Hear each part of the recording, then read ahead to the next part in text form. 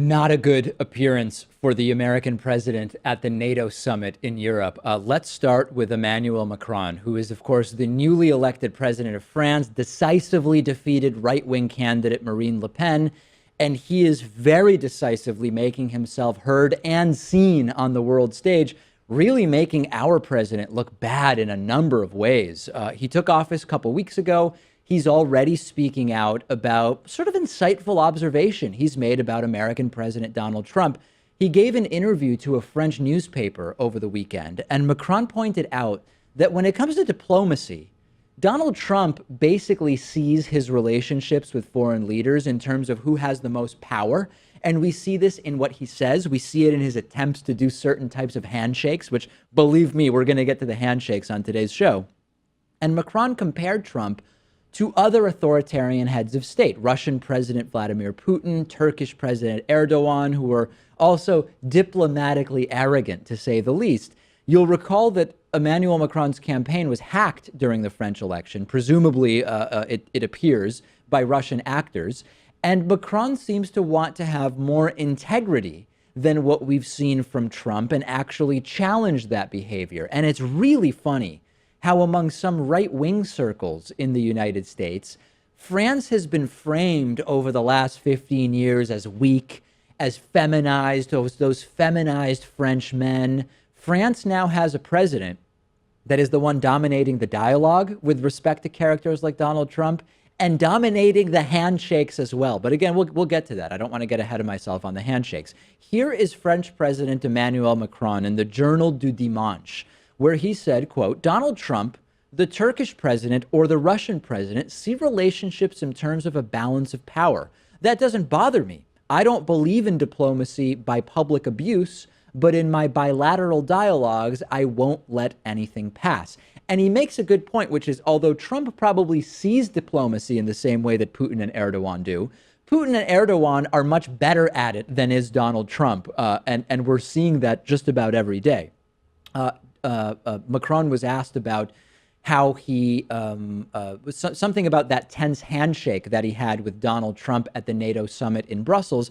And indeed, this was a moment where, Trump is famous for his aggressive, domineering handshakes. And we're showing you here what it looked like when Donald Trump shook hands with Emmanuel Macron. Wherever Trump goes, he tries to make himself seem dominant over whoever he's shaking hands with. At the NATO meeting, French President Macron would not have that. And when they were shaking hands, it was very clear that Macron wanted to send a message to Trump that he was not going to be a pushover when it comes not only to handshakes, but also to relations between the U.S. and France. Here is their moment. Congratulations, great job.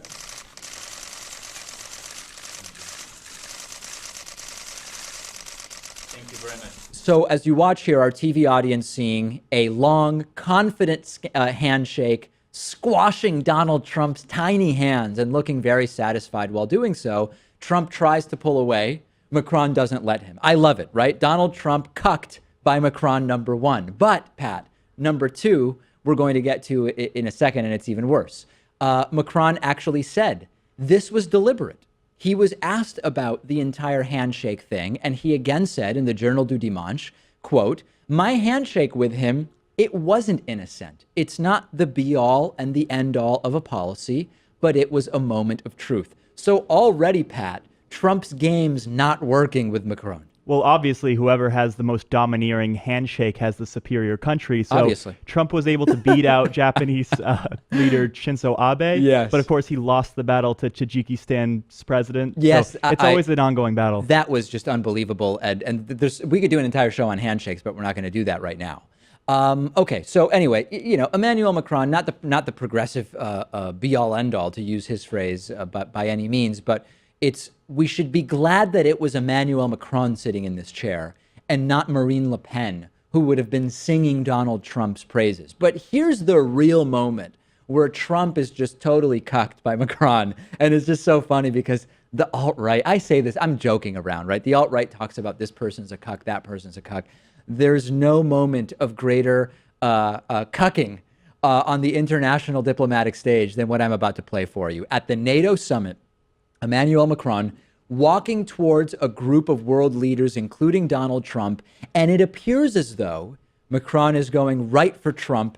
Trump is ready because he's going to be the first person to be greeted by Emmanuel Macron, the big guy on campus. And then Macron swerves over and he hugs and kisses German Chancellor Angela Merkel, shakes another hand, looks like he's moving towards Trump.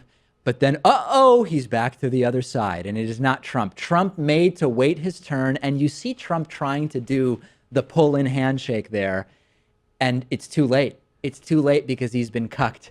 And it is, this is stunning. And then Donald Trump, like the little kid at the sandbox that used to be the bully, but now everybody else is saying, we don't really need the bully. We can do our own thing. It's amazing because you can tell that these other world leaders are studying this. Of course, he had that domineering handshake with Neil Gorsuch and Chris Christie. So people like Prime Minister Justin Trudeau study it and they know how to react when he's going to make that aggressive handshake. So Trudeau grabs his shoulder. You have other world leaders pushing and pulling, all this stuff. It's become a sort of game. And it's a game that Donald Trump actually started, and it completely, just embarrassingly.